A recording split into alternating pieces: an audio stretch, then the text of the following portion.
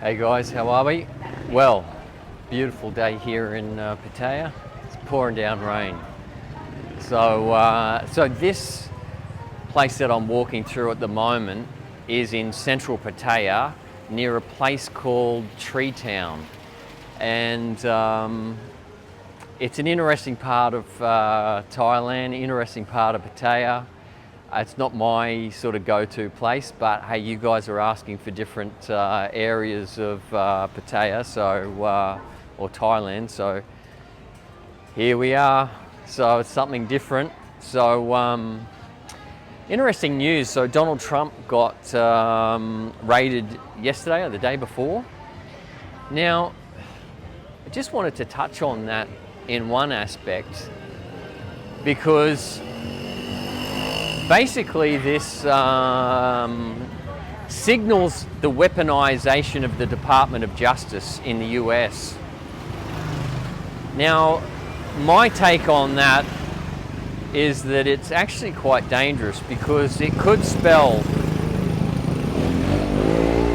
a little bit noisy here, could spell the end of democracy in the US, particularly when you start to weaponize different aspects of the justice system.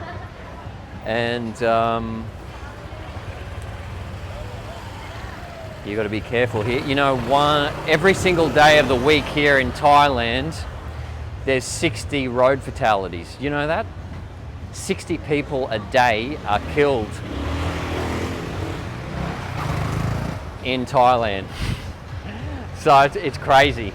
The other day I was sitting down having breakfast at a place around the corner here called the Sports Bar. It's sort of a place where I go every now and then and grab breakfast, and it's quieter. It's not sort of, you know, crazy with, you know, heaps of people or anything like that.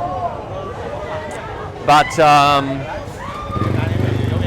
anyhow, while I was sitting there having breakfast,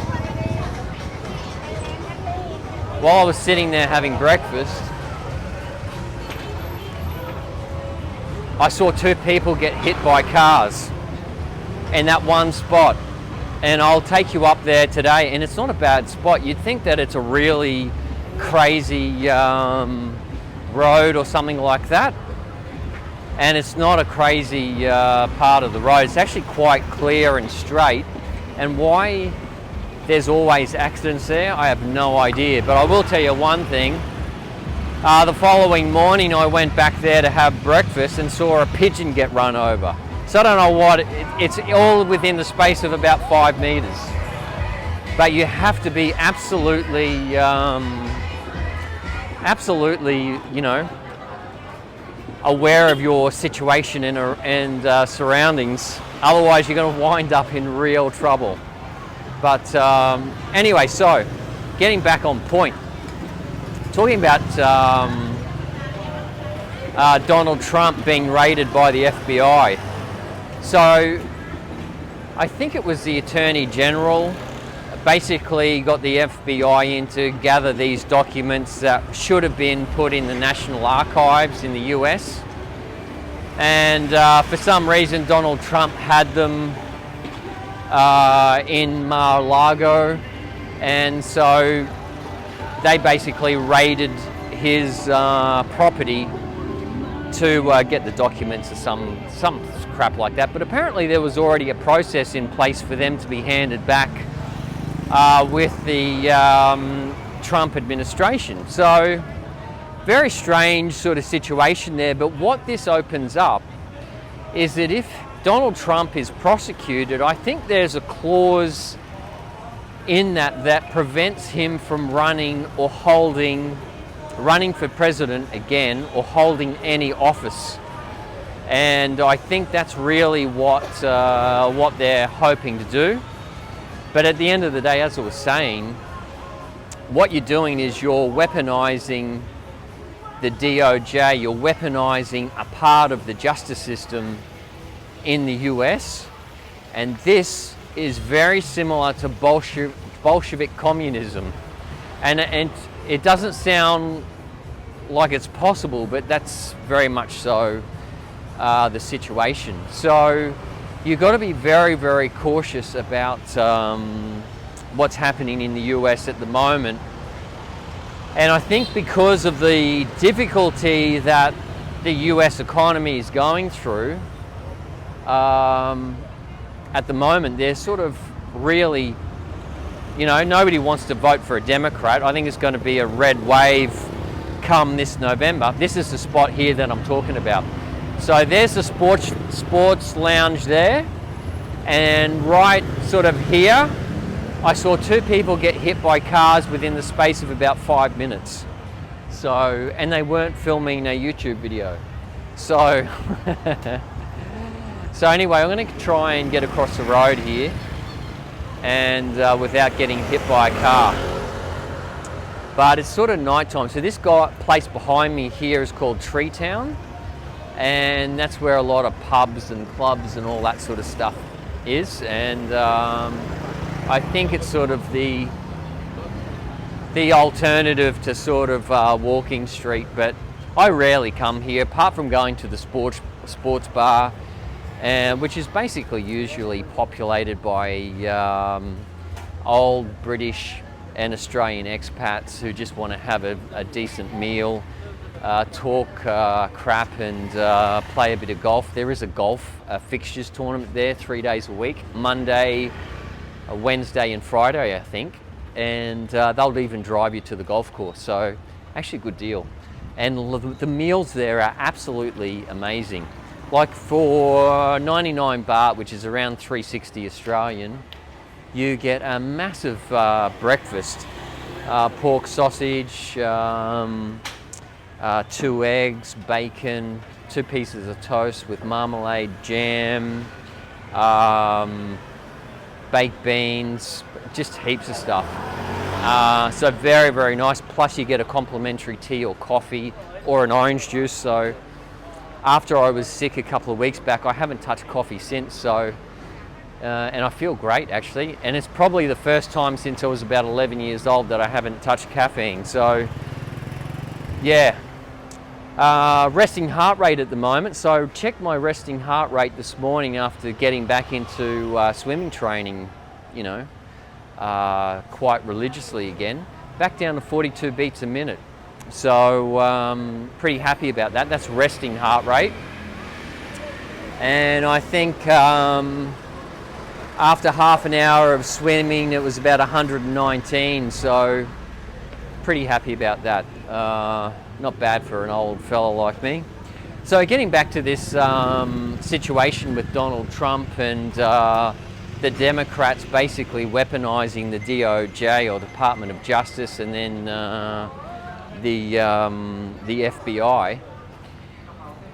You can't.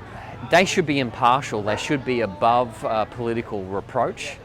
There shouldn't be any ability at all to try and make any accusation that they've been weaponized. So the US is really not in a good way, and we could see, quite frankly, within the next couple of years, I don't know how quickly it's going to happen, but you could see the US fragment. And I think, quite frankly, at the end of the day, there are already movements talking about cessation. So cessation is basically when they're talking about leaving the United States, which is just unthinkable, because no longer the United States of America. And not to mention, you've got massive problems then with, their economy. You've got massive problems then with them having the reserve currency status. There's a whole heap of issues that go along with that. So I wanted to sort of talk about that and sort of address that issue. As fragmented as this last probably 10 minutes has been, because the heart of Pattaya, Central Pattaya, is absolute chaos and mayhem. Come around 6 o'clock, 5:30, 6 o'clock in the afternoon, you've got to be really cautious about where you're walking and crossing streets, and it's just bedlam. As I said, I don't normally come through here, but I just thought it'd be nice for you guys to see, something like what it's like here in the heart of Central Pattaya. So now I'm just sort of, wow. Have a look at this little dog. So do you see that little dog? He just attacked a guy. So, yeah, I see you. Oh,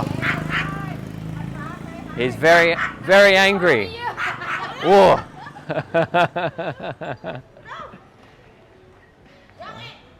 Oh, he's an alpha male. Alpha male. Okay, so I've got past that obstacle, and that's why you've got to look at Thailand, particularly Central Pattaya. It's all obstacles. If it's not a car, it's a motorbike or like a miniature dog that thinks that it's a lion. So anyhow, so yeah, very, very sad to see that. I think, some Democrats would be sitting there saying, oh, this is fantastic. We've got Donald Trump out and he'll never be able to run for office again. It's really dire, and the problem is that, as I said, it could signal the end of the US as the United States within just a short period of time. Particularly with the way that the previous election in the US sort of went, and all of there's a massive shadow over that in regards to the legitimacy of that election. So just very, very sad times, quite frankly. The other thing I wanted to say was I did see an article of there being an egg shortage in Australia. And it's just sort of boggles the mind. Like Australia, there's so much farmland, there's so many egg farms, there's so many chicken farms. How on earth do you have a shortage of eggs? It doesn't make any sense to me. Like, I did speak to a guy who managed a really large farm. And I won't go into too many details, but this is in Australia, it's a national carrier of a particular type of produce. And this guy was saying that he actually met the Rockefeller, one of the Rockefellers who owns it. He owns the entire sort of group of farms and production facilities, and it's nationwide. These guys produce this particular product for the entire nation and for overseas. So it's a massive facility.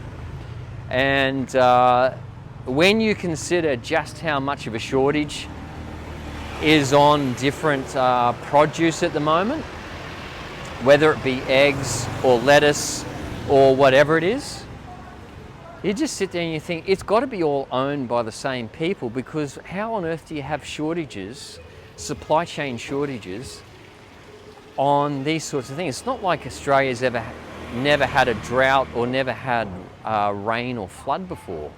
So it's just ridiculous. It doesn't seem to make any sense to me.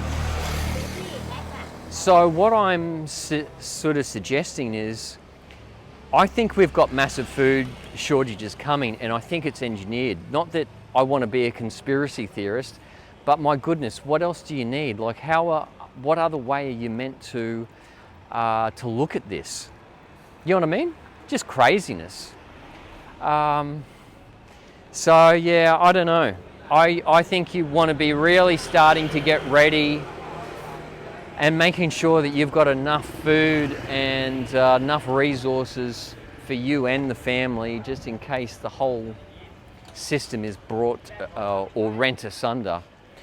And the only way that I can look at this is that it's been engineered right across Australia, right across the Western world.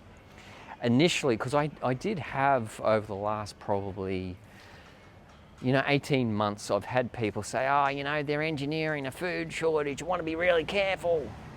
And I just think, oh, you're a conspiracy theorist. Like, just, unless you got facts, just don't talk to me. Like, everyone was pointing to this guy, the Ice Age farmer. I have to apologize, because I thought he was a freak. He seems to be spot on, because he called this 18 months ago, maybe 2 years ago. Ice Age farmer was saying, oh, they're engineering a food crisis. Well, how else do you explain, $11 lettuces? Like, I spoke to my brother the other day and he goes, oh, good news, lettuce is down from $11 to $7.80. Oh, that's great. Like, who's going to pay $11 or even $7.80 for a lettuce? No, thank you. So all I'm saying is, and I'm wanting to be as calm and rational as possible, just be very cautious during these times. It does not ring true to me. It doesn't make any sense. If you've got some sort of insight as to how these food shortages and supply chain issues are coming about, leave a message in the comments below and enlighten me. I'm open to any suggestions. I can't come up with any other rational idea, but the whole thing is planned. I think at the end of the day, I was speaking to a Chinese guy here in Pattaya, and I'm not against Chinese people. They're lovely people, but the CCP are a pack of fruitcakes, control freaks that I think are quite dangerous. They just want to have a peaceful life, do business, and enjoy life like everybody else. And this is what I've been saying for probably almost 12 months now. My channel's 10 months old now, so we're doing okay. But everybody just wants to live in peace with each other and have a good time and do business and see the children grow up and grow strong and have a good education and a good future. That's all you want. And these freaks seem to be sort of zapping the guts out of the global economy and destroying the entire fabric of civilization.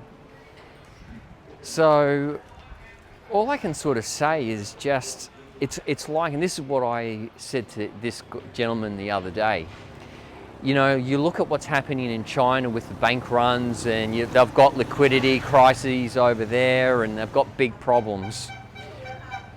It's like, the Black Rocks and the Vanguards and the massive institutions that own a lot of the assets around the world are just literally sucking up all of the liquidity out of the system and putting it into physical assets like farmland or real estate or other assets. And that's what I think is happening at the moment. And as I said to this Chinese gentleman, we look at it as in nation states because that's what we know. But I think really the key is you've got to look at, not bloodlines, but you've got to look at, how would I put it? Okay, so I'm just going to say it, and it sounds like a complete conspiracy theorist. But I think it's the Anglosphere. Doesn't matter if it's the UK, Germany, or the US, it's all the same. And it's the same families that run all of the assets. And there's big players apart from the Rothschilds and the Rockefellers and whatever. There's massive families that hold a lot of the global assets around the world. And that's all I'm sort of talking about. So we're up to 19 minutes, so I better sort of bring this to a bit of a screeching halt.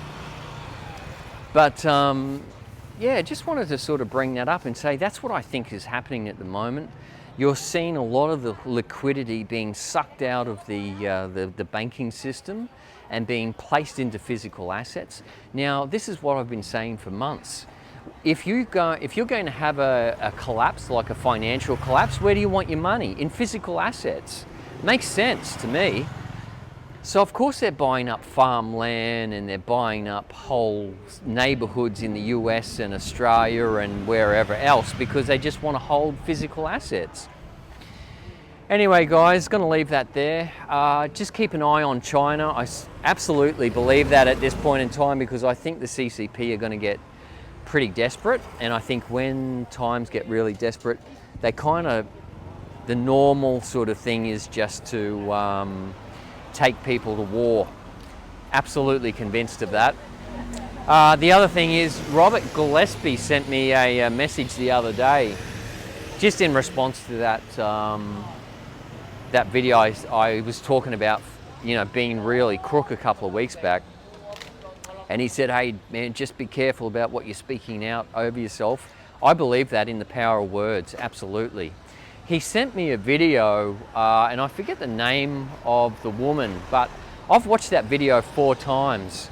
Very, very empowering video, and I'm going to put a link to that video in the description, and I want to publicly thank Robert Gillespie for sharing that video with me because very powerful stuff, and I've certainly used a lot of those techniques in the past. So anyway guys, going to leave you with that thought. Look at all this beautiful fresh produce. These people having a wonderful time. It's still early in the night. So Thai people are actually really lovely. Like, you don't feel unsafe with them.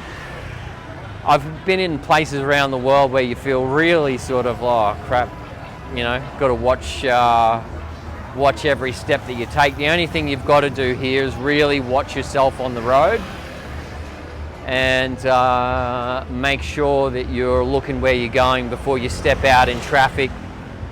Absolutely vital. As I said, watched 2 guys get hit by cars the other day. Not bad, but still one guy walked off holding his back. But as I said, 60 road fatalities here every day in Thailand. Anyway guys, gonna love you and leave you, and thanks so much. If you haven't liked and subscribed to the channel, do me a favor, hit the like button, hit subscribe, and yeah, we'll chat with you soon.